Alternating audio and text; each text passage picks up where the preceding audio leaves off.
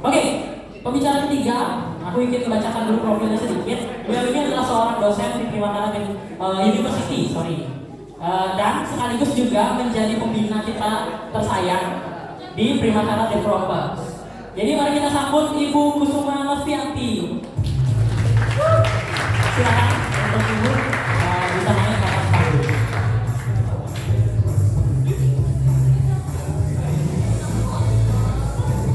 Oke, selamat pagi. Gemes banget. Gara-gara belum dapet pacar ya. Oke, jadi di sini saya akan membawakan tentang journey as a future developers. Jadi tadi kan ada yang nanya tuh, gimana caranya dapet pacar developers? Sebelum kalian nyari pacar, ada baiknya kalian menjadi seorang developers dulu. Dia apa? Sesuai dengan target market, ya. Oke. Jadi hari ini kita akan belajar tentang journey as future developers. Di sini saya akan kasih tahu tentang basic-basicnya dulu. Jadi kita akan membahas tentang who is a software developer. Nah, sebelum kita bahas tentang future-nya seperti apa, kita harus tahu dulu ini software developers itu apaan sih? Nah, oke. Jadi dalam pengertiannya, software developers itu adalah seseorang yang bertanggung jawab untuk merancang, membuat, mengembangkan, dan memelihara peralatan atau software. Jadi mereka itu memainkan peran penting dalam menciptakan suatu solusi teknologi yang inovatif dan efektif untuk memenuhi kebutuhan pengguna dan bisnis. Jadi tadi yang kita ciri kaca developer, siap-siap kalian harus melakukan rancangan, membuat, terus mengembangkan dan memelihara sistem. Oke, next. Nah, jadi apa sih roles and responsibility dari seorang software developer? Nah, yang pertama itu melakukan requirement analysis atau analisis kebutuhan. Biasanya ini kalau yang mahasiswa pasti sudah pernah belajar di RC ataupun di mata kuliah MPL ya.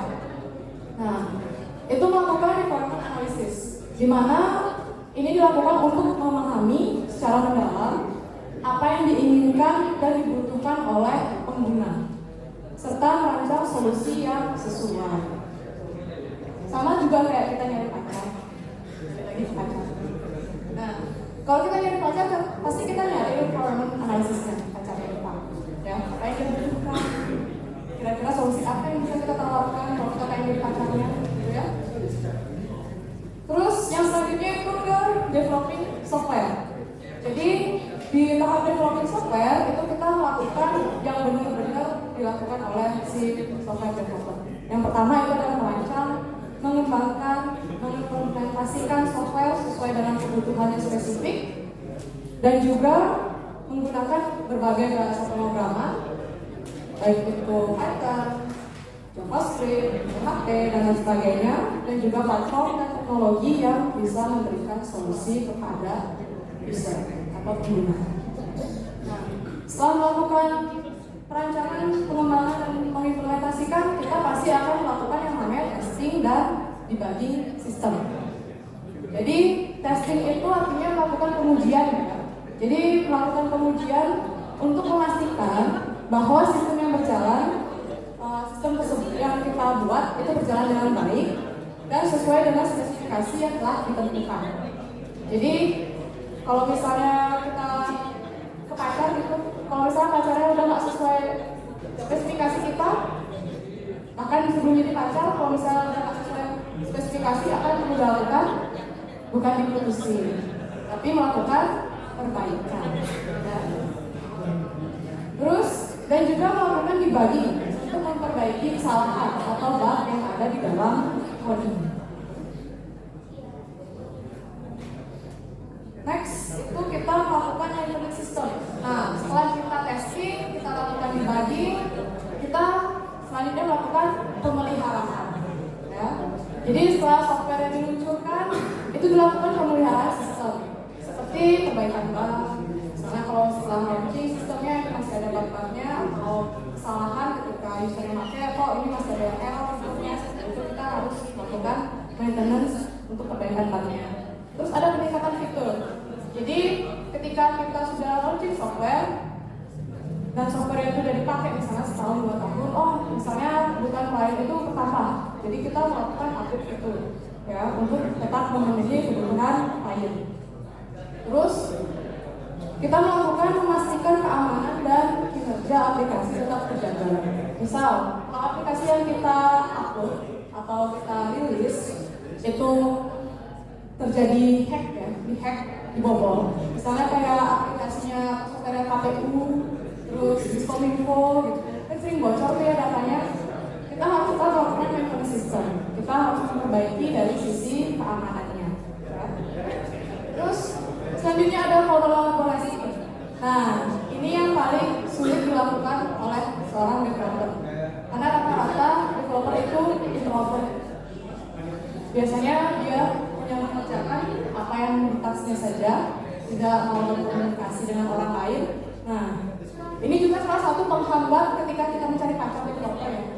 Kalau mau nyari pacar ya kita harus pintar-pintar berkolaborasi dan juga berkomunikasi.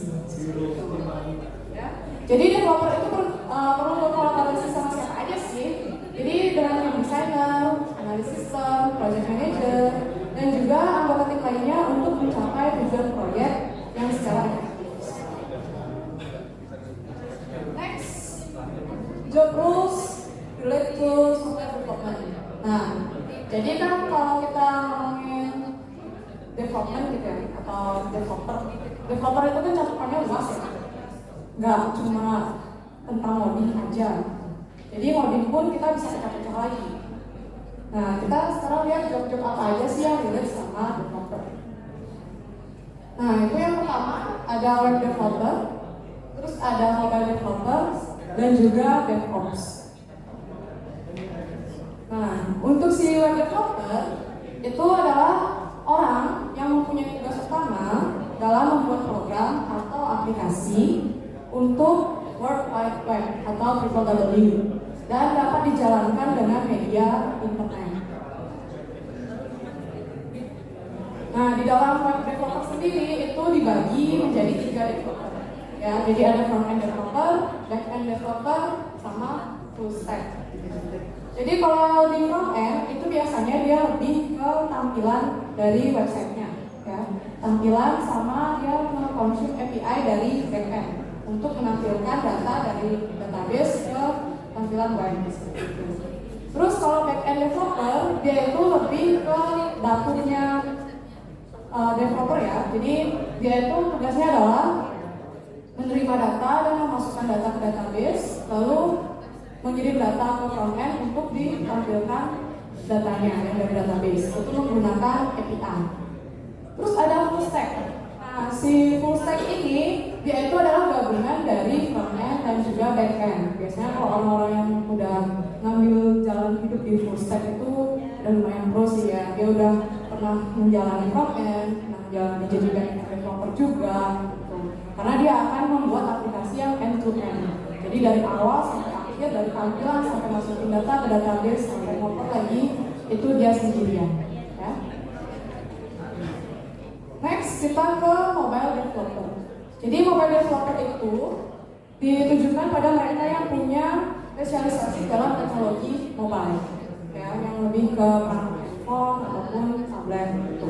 Terus hal itu meliputi membuat aplikasi untuk Android, iOS maupun cross platform. Ya. Misalnya kalau cross platform itu adalah aplikasi yang bisa dipakai di Android dan juga iOS. Selanjutnya ada DevOps. Nah, DevOps itu merupakan singkatan dari 2 kata, yaitu Development and Operation. Jadi seorang DevOps itu adalah seorang generalis IT yang harus memiliki pengetahuan luas tentang pengembangan dan operasi. Jadi biasanya kalau orang-orang yang udah senior di development itu biasanya dia dikasih kerjaan DevOps sama bosnya. Ya. Jadi termasuk pengkodean, manajemen infrastruktur, terus ada administrasi sistem, dan terus terkait DevOps. Ini biasanya terkait sama cloud computing. Mungkin di sini ada yang jadi orang server, itu dia bisa masuk juga ke DevOps. Selanjutnya itu adalah skills requirement atau skill yang dibutuhkan untuk menjadi seorang developer. Tapi di sini saya pecah, nggak secara general, tapi secara spesifik. Misalnya kayak tadi, skill yang dibutuhkan untuk jadi front end itu apa aja? Kan? Oke, kita masuk ke front end developer. Jadi seperti yang saya bilang tadi, front end itu lebih berfokus pada sisi desainnya. Ya. Jadi skill yang kita butuhkan untuk menjadi seorang front end developer itu adalah HTML, CSS, dan JavaScript. 3 bahasa pemrograman itu kita harus pelajari dengan baik. Selanjutnya ada pemahaman tentang desain responsif ya, atau WPA ya kita dengar. Terus ada framework untuk front end seperti React, Angular, Vue.js dan lain sebagainya. Masih banyak ada framework lain juga. Terus ada kemampuan untuk bekerja sama dengan desainer UI UX. Karena di front end itu adalah dia tugasnya mengimplementasikan desain dari desainer UI UX ya. Dari UI UX design dari sebuah gambar kita coding menjadi sebuah desain web. Terus yang terakhir itu adalah pengetahuan tentang integrasi API untuk berkomunikasi dengan server backend. Jadi seorang front end itu nggak cuma soal desain aja, tapi tentang mengkonsum sebuah API. Jadi kita harus bisa untuk mengkonsum API dari backend agar bisa menampilkan data yang ada di database ke website. Selanjutnya ada backend development, di mana bahasa pemrograman yang perlu kita pelajari itu adalah bahasa pemrograman yang terkait dengan server side, ya.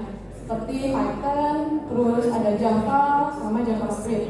Di sini ada beberapa frameworknya juga, bisa pakai Django, Flash, ataupun yang terbaru sekarang itu ada Fast API. Terus untuk Java kita bisa pakai Spring Boot frameworknya, dan juga untuk JavaScript bisa pakai Node.js ataupun Scrappy dan lain sebagainya. Bisa pakai Nest juga kalau perlu. Terus ada pengetahuan tentang database dan query language seperti SQL sama NoSQL. Kalau SQL biasanya kita pakainya MySQL, Oracle, itu. Terus kalau untuk yang SQL kita biasanya pakai Firebase, terus Keybase bisa sama MongoDB. Itu yang biasanya paling keren. Ya. Terus kita juga belajar untuk mengimplementasikan keamanan aplikasi. Jadi backend itu juga bertanggung jawab untuk mengamankan data yang dia kirim dan dia terima. Biasanya kalau yang paling simpel itu pakainya JWT token.